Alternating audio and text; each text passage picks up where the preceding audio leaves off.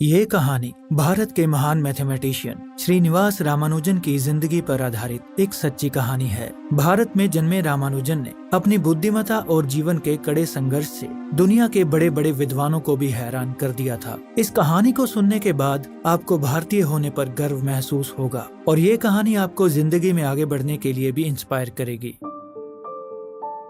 जब भारत अंग्रेजों का गुलाम था तब 22 दिसंबर 1887 को श्रीनिवास रामानुजन का जन्म हुआ। रामानुजन के पिता एक नॉर्मल क्लर्क थे और उनकी फैमिली एक मिडिल क्लास फैमिली थी। रामानुजन बचपन से ही मैथ्स में काफी होशियार था। अपनी बेसिक एजुकेशन पूरी करने के बाद उसने अपने आप को मैथ्स के प्रति समर्पित कर दिया था। वो किसी कॉलेज या यूनिवर्सिटी में नहीं बल्कि खुद ही पढ़ता था। इसी वजह से वो इंटेलिजेंट तो बहुत था लेकिन उसके पास कोई डिग्री नहीं थी।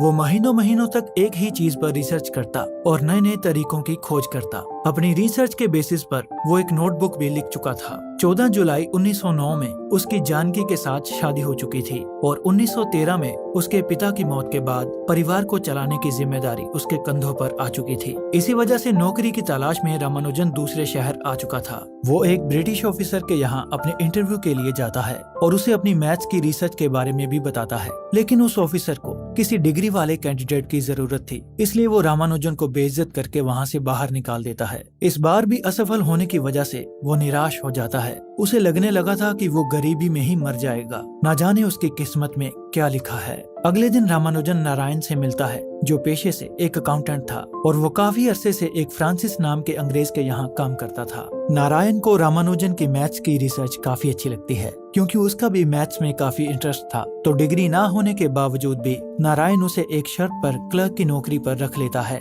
कि रात के समय रामानुजन उसे अपनी मैथ्स की रिसर्च समझाएगा। अपनी नौकरी लगने के बाद रामानुजन अपनी माँ और बीवी को अपने पास बुला लेता है। अगले दिन रामानुजन ऑफिस में काम कर रहा था तब नारायण नोटिस करता है कि रामानुजन कैलकुलेशंस के लिए अबेकस का इस्तेमाल नहीं कर रहा है। अबेकस उस समय का कैलकुलेटर था और सब लोग फास्ट कैलकुलेशंस के लिए अबेकस का इस्तेमाल करते थे। रामानुजन कहता है कि अबेकस उसके काम को स्लो कर देता है क्योंकि अबेकस से ज्यादा तेज कैलकुलेशंस तो वो अपने दिमाग में ही कर लेता है, जो एक जीनियस ही कर सकता था। रामानुजन की रिसर्च देखने के बाद नारायण कहता है कि हमें तुम्हारी रिसर्च किसी काबिल व्यक्ति को दिखानी चाहिए जो इसे समझ सके। तो रामानुजन कहता है कि वो अपनी रिसर्च मद्रास में सबको दिखा चुका है लेकिन किसी को कोई इंटरेस्ट नहीं है। इस पर नारायण उसे मद्रास से बाहर इंग्लैंड जाने के लिए कहता है।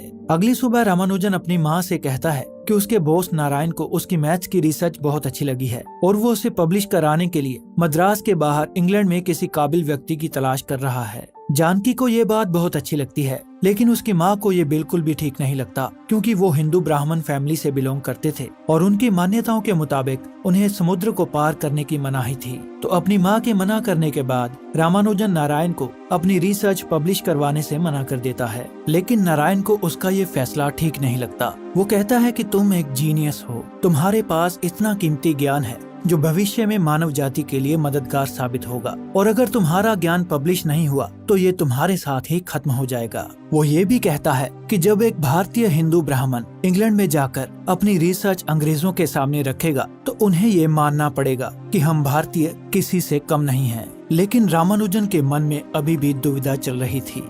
अगले दिन ऑफिस में काम करते समय फ्रांसिस को इंग्लैंड से मिस्टर G.H. हार्डी की एक चिट्ठी मिलती है जो एक बहुत बड़े मैथमेटिशियन थे। फ्रांसिस बताता है कि मिस्टर हार्डी ने अकेले ही पूरे ट्राइपोस एग्जामिनेशन सिस्टम को बदलकर सैकड़ों वर्षों के इतिहास को बदल दिया था, जो अपने आप में एक महान काम था। और वो ये भी कहता है कि हार्डी ही वो व्यक्ति है जिसे तुम लोग ढूंढ रहे हो। इसके बाद इंग्लैंड का सीन दिखाया जाता है। मिस्टर हार्डी अपने टेबल पर बैठकर अखबार पढ़ रहे थे तब उनका असिस्टेंट उन्हें एक चिट्ठी देता है। वो चिट्ठी किसी और की नहीं बल्कि रामानुजन की थी। जब मिस्टर हार्डी वो चिट्ठी पढ़ते हैं तब उन्हें यकीन नहीं होता कि एक मामूली हिंदू क्लर्क मैथ्स के कॉम्प्लेक्स प्रॉब्लम्स को सॉल्व कर सकता है। रामानुजन के फॉर्मूलाज में कुछ खास बात थी लेकिन वो भी पूरी तरह प्रूव नहीं हुए थे। तो मिस्टर हार्डी रामानुजन को अपने साथ काम करने के लिए कैम्ब्रिज यूनिवर्सिटी बुला लेते हैं।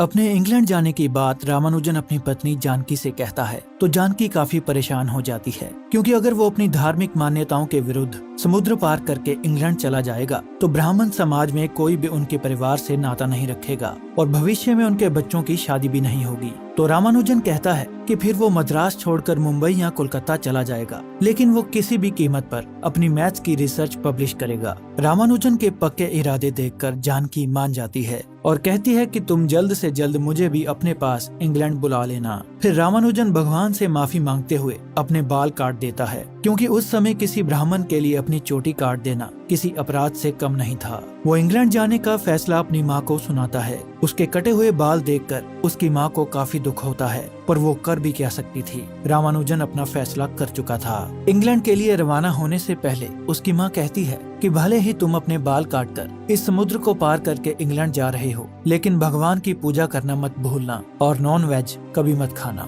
फिर रामानुजन अपनी पत्नी जानकी से वादा करता है कि वो उसे कभी नहीं भुलाएगा। 6000 मील का लंबा सफर तय करने के बाद वो कैम्ब्रिज पहुंच जाता है और गेट के बाहर उसे प्रोफेसर लिटिलवुड मिलते हैं, जो एक मैथमेटिशियन थे। वो रामानुजन को पहचान जाते हैं और उसे कैम्ब्रिज के अंदर ले जाते हैं। रामानुजन को कैम्ब्रिज यूनिवर्सिटी किसी हसीन सपने की तरह लग रही थी। प्रोफेसर लिटिलवुड उसे वो पेड़ भी दिखाते हैं जिसके नीचे बैठकर न्यूटन ने ग्रेविटी की खोज की थी। रामानुजन को कैम्ब्रिज बुलाने के फैसले से दूसरे प्रोफेसर्स खुश नहीं थे, क्योंकि उनका मानना था कि रामानुजन एक फ्रॉड है जिसके पास अपने फॉर्मूलाज को प्रूव करने के लिए लॉजिकल प्रूफ्स नहीं है। इसके अलावा वो इंडियंस को नीचा भी समझते थे। लेकिन मिस्टर हार्डी कहते हैं कि रामानुजन का केस एक स्पेशल केस है और वो खुद इसकी पूरी तरह से जांच करेंगे। फिर लिटिलवुड रामानुजन के साथ वहां आ जाते हैं और वो मिस्टर हार्डी से उसकी मुलाकात करवाते हैं। मिस्टर हार्डी का बिहेवियर काफी सख्त था, जो रामानुजन से सीधा मुद्दे की बात करते हैं और कल सुबह 10 बजे उसे अपने ऑफिस में बुलाते हैं। रामानुजन सबसे पहले अपने सामान में से भगवान गणेश और माँ सरस्वती की मूर्ति निकालकर अपने डेस्क पर रखता है और ऑफिस जाने से पहले उनकी पूजा करता है। इसके बाद वो मिस्टर हार्डी के ऑफिस में पहुंच जाता है, जहां प्रोफेसर लिटिलवुड भी मौजूद थे। मिस्टर हार्डी रामानुजन से कहते हैं कि तुम पहले कुछ लेक्चर्स अटेंड करके हमारे तरीके सीख लो, ताकि हमें तुम्हारे साथ काम करने में ज्यादा परेशानी न हो। पहले तो रामानुजन मिस्टर हार्डी से सहमत नहीं होता, क्योंकि वो यहाँ पढ़ने के लिए नहीं बल्कि अपनी डिस्कवरीज को पब्लिश करने के लिए आया था। फिर वो कहता है कि चिट्ठी में मैंने आपको जो लिख कर भेजा था वो तो बस उसकी डिस्कवरीज का एक सैंपल था, और वो उन्हें अपनी एक नोटबुक देता है जिसमें उसने प्राइम नंबर्स पर अपनी रिसर्च लिखी थी। उस किताब को देखकर प्रोफेसर लिटिलवुड बहुत हैरान थे। वो कहते हैं कि इस काम को करने के लिए तो सारी जिंदगी चाहिए, लेकिन रामानुजन के पास तो एक और किताब थी, जिसे देखकर वो दोनों और ज्यादा हैरान हो जाते हैं। डिनर के टाइम मिस्टर हार्डी और लिटिलवुड दोनों बहुत खुश थे, क्योंकि उन्हें रामानुजन की रिसर्च बहुत अच्छी लगी थी। लेकिन उनके साथी प्रोफेसर्स का मानना था कि इन डिस्कवरीज को लॉजिकल रीजनिंग और आर्गुमेंट्स के जरिए प्रूव करने में उनकी सारी जिंदगी चली जाएगी। और ये बात कुछ हद तक ठीक भी थी, क्योंकि बिना किसी लॉजिकल एक्सप्लेनेशन के रामानुजन की डिस्कवरीज को पब्लिश नहीं किया जा सकता था। कैम्ब्रिज में रहना रामानुजन के लिए आसान नहीं होने वाला था। वेजिटेरियन होने की वजह से रामानुजन डिनर के टाइम सिर्फ आलू खाने का फैसला करता है, लेकिन तभी उसे पता चलता है कि आलू को मांस के साथ ही पकाया गया है। तो रामानुजन खाना खाए बिना ही रूम में वापस चला जाता है और अपना खाना खुद ही बनाने का फैसला करता है। अगली सुबह जब वो मैथ्स का लेक्चर अटेंड कर रहा था, तब एक प्रोफेसर बोर्ड पर मैथ्स की प्रॉब्लम लिखता है और नोटिस करता है कि रामानुजन कोई नोट्स नहीं बना रहा था। तो वो रामानुजन को इंडियन होने की वजह से नीचा दिखाने के लिए बोर्ड पर लिखी प्रॉब्लम सॉल्व करने के लिए कहता है। वो प्रॉब्लम आधी अधूरी लिखी होने के बावजूद भी रामानुजन बड़ी आसानी से उसे सॉल्व कर देता है, जिसकी वजह से प्रोफेसर खुद को बेइज्जत महसूस करता है। वो तुरंत ही क्लास को खारिज कर देता है और बाद में बड़े रूड बिहेवियर के साथ रामानुजन से कहता है कि आज के बाद मेरी क्लास में होशियारी मत दिखाना। वो इंडियन होने पर रामानुजन को बेइज्जत भी करता है। उसके ऐसे बिहेवियर से रामानुजन काफी परेशान था। उसने तो बस मैथ्स की प्रॉब्लम सॉल्व की थी। रेसिज्म की वजह से वो काफी अकेला महसूस कर रहा था, पर वो महान वैज्ञानिकों की तस्वीरों और प्रतिमाओं को देखकर खुद को संभालता है और अपने काम को पूरा करने में जुट जाता है। अगले दिन रामानुजन मिस्टर हार्डी से कहता है कि प्रूफ्स के लिए उनका कीमती समय बर्बाद हो रहा है। दरअसल रामानुजन का मानना था कि सब लोग उसके इंडियन होने की वजह से उसकी मैथ्स की डिस्कवरीज को कभी साबित ही नहीं होने देंगे, जो एक हद तक ठीक भी था। तो मिस्टर हार्डी कहते हैं कि अगर तुम मैथ्स में अपनी नई खोज साबित करना चाहते हो, तो तुम्हारी नई खोज का तर्क के आधार पर पूरी तरह से ठीक होना बहुत जरूरी है। फिर वो रामानुजन को लाइब्रेरी के उस हिस्से में ले जाते हैं जहां दुनिया के महान व्यक्तियों की खोज को रखा गया था। वो उसे न्यूटन की एक किताब दिखाते हैं जो न्यूटन ने ग्रेविटी की खोज करने के बाद प्रूफ्स के तौर पर लिखी थी। वो कहते हैं कि तुम्हारी डिस्कवरीज को तुम तो आसानी से समझ सकते हो, लेकिन दूसरे लोग भी उसे आसानी से समझ सकें, इसीलिए उसकी step by step logical explanation का होना बहुत जरूरी है, जैसा कि ग्रेविटी की खोज के दौरान न्यूटन ने किया। और जब तक प्रूफ्स नहीं है तब तक वो सब डिस्कवरीज बेकार हैं, चाहे वो कितनी भी महान क्यों न हो। मिस्टर हार्डी कहते हैं कि अगर तुम प्रूफ्स लाने में कामयाब हो जाते हो तो मुझे यकीन है कि तुम्हारी नोटबुक्स को भी इसी लाइब्रेरी में रखा जाएगा। ये बात रामानुजन अच्छी तरह से समझ जाता है और अपनी डिस्कवरीज को प्रूव करने में जुट जाता है। इन सब के दौरान भी वो हर रोज भगवान की पूजा करता है और उनके आशीर्वाद से ही अपने काम की शुरुआत करता है। लेकिन प्रूफ्स की खोज के दौरान रामानुजन पार्टीशन नंबर्स पर अपना नया फॉर्मूला डिस्कवर कर देता है और मिस्टर हार्डी को इस बारे में बताता है। लेकिन मिस्टर हार्डी उसकी नई डिस्कवरी पर ज्यादा ध्यान न देते हुए उसे प्रूफ्स पर काम करने के लिए सख्ती से कहते हैं। पर रामानुजन की पार्टीशन नंबर्स की डिस्कवरी एक क्रांतिकारी डिस्कवरी बन सकती थी, जो मिस्टर हार्डी को काफी इंटरेस्टिंग लगती है। पार्टीशन नंबर्स, किसी भी नंबर को कितने तरीकों से लिखा जा सकता है, ये पार्टीशन नंबर से पता चलता है। उदाहरण के लिए 4 को 5 तरीकों से लिखा जा सकता है। Partition of 4 is equals to 1 + 1 + 1 + 1, 2 + 1 + 1, 2 + 2, 3 + 1 और 4। मिस्टर हार्डी कहते हैं कि ये देखने में तो काफी आसान लगता है, लेकिन क्या आप जानते हैं कि 100 को कितने तरीकों से लिखा जा सकता है? तो मिस्टर हार्डी के मुताबिक यहाँ 2,04,226 से भी ज्यादा संभावनाएं बनती हैं, जिसे बनाने में कैम्ब्रिज के एक प्रोफेसर मेजर मैकमोहन को हफ्तों लग गए थे। और अगर रामानुजन का ये फॉर्मूला सही है तो ये एक बहुत बड़ी डिस्कवरी साबित हो सकती है, क्योंकि अब तक पार्टीशन नंबर्स का कोई फॉर्मूला मौजूद नहीं है।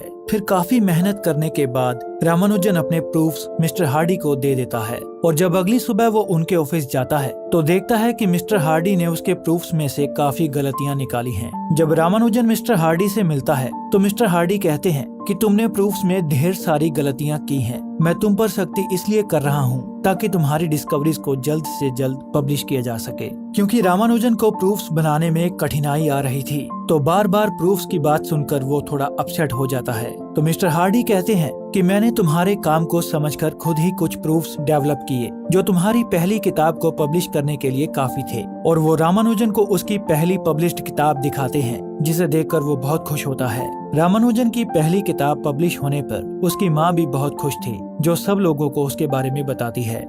अगली सुबह रामानुजन को पता चलता है कि इंग्लैंड में वार शुरू हो चुकी है। वार की खबर सुनकर रामानुजन अपनी वाइफ जानकी को चिट्ठी लिखता है कि वार के हालातों में उसका इंग्लैंड आना ठीक नहीं रहेगा। लेकिन जानकी भी चिट्ठी लिखवाती है कि वो जंग के बावजूद भी उसके पास इंग्लैंड जरूर आएगी। इसके बाद वो चिट्ठी पोस्ट करने के लिए अपनी सास को देती है, मगर उसकी सास वो चिट्ठी पोस्ट करने की बजाय उसे छुपा देती है, क्योंकि अगर जानकी इंग्लैंड चली गई तो रामानुजन कभी इंडिया वापस नहीं आएगा। तो जानकी की कोई भी चिट्ठी रामानुजन तक नहीं पहुंच पाती। युद्ध के दौरान कैम्ब्रिज के कैंपस को इंग्लैंड आर्मी इस्तेमाल कर रही थी और वहाँ कुछ सिपाही इंडियन होने की वजह से रामानुजन को पसंद नहीं करते थे, जो मौका मिलने पर उसकी पिटाई भी करते हैं। रेसिज्म की वजह से रामानुजन अकेला पड़ गया था। उसे अपनी पत्नी जानकी की बहुत याद आ रही थी, क्योंकि उसने उसे जल्द से जल्द इंग्लैंड बुलाने का वादा किया था, पर जंग के माहौल में ये संभव नहीं था। प्रोफेसर लिटिलवुड जंग के दौरान आर्मी को ज्वाइन करने का फैसला करते हैं और जाने से पहले वो मिस्टर हार्डी को एक चिट्ठी भी लिखते हैं,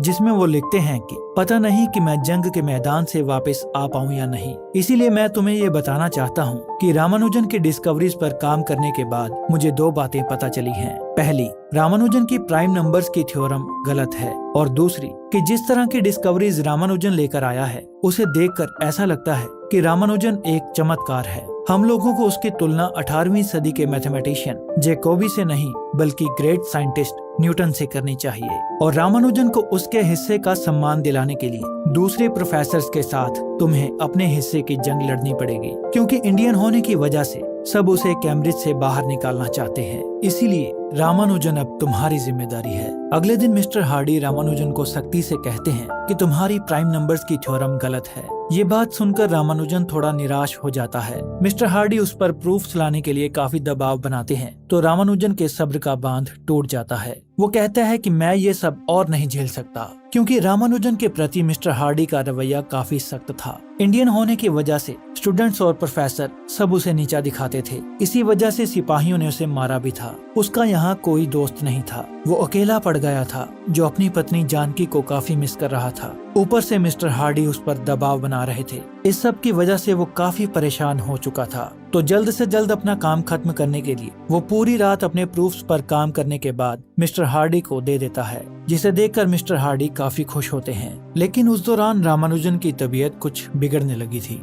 इसके बाद मिस्टर हार्डी मेजर मैकमोहन से मिलते हैं और पार्टीशन नंबर्स पर रामानुजन के नए फॉर्मूला के बारे में बात करते हैं। लेकिन मेजर मैकमोहन कहते हैं कि कोई भी पार्टीशन को सॉल्व नहीं कर सकता, खास करके रामानुजन। ये बात पता चलने पर रामानुजन उनके ऑफिस में चला जाता है। मैकमोहन कहते हैं कि तुम्हारा फॉर्मूला पार्टीशंस कभी भी सॉल्व नहीं कर सकता। तो रामानुजन कहता है कि आप P of 200 के जवाब के साथ तैयार रहें। और कुछ दिनों के बाद जब वो दोनों P of 200 के जवाब के साथ वहां पहुंचते हैं तो रामानुजन के मुताबिक P of 200 की वैल्यू ये थी, जो मेजर मैकमोहन के एक्यूरेट जवाब इसके साथ सिर्फ 2% ही अलग थी, जिसे देखकर मेजर मैकमोहन हैरान हो जाते हैं।